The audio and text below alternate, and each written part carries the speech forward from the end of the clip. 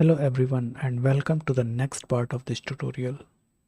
So in this part we will build our foundation for assembly language programming. For that we have to first understand how a computer system works.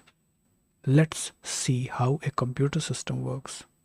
A computer system works by using three primary components which are CPU, memory and input-output devices. These three components are connected with each other using buses.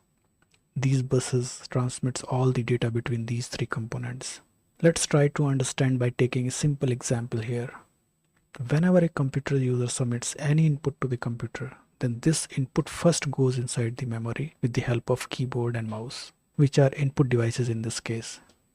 So the input is received from the input device to the memory unit with the help of data buses, where this input data is being saved. Now this input which is saved inside the memory is further transmitted to the CPU for the processing of the data. When the input data is processed successfully inside the CPU, then it is again transmitted to the memory with the help of data buses. The processed output data is transferred to the user computer screen, which is a kind of output device in this case. So this is how a computer system works. So that's all for now. I'll meet you in the next part of this tutorial. Till then, goodbye.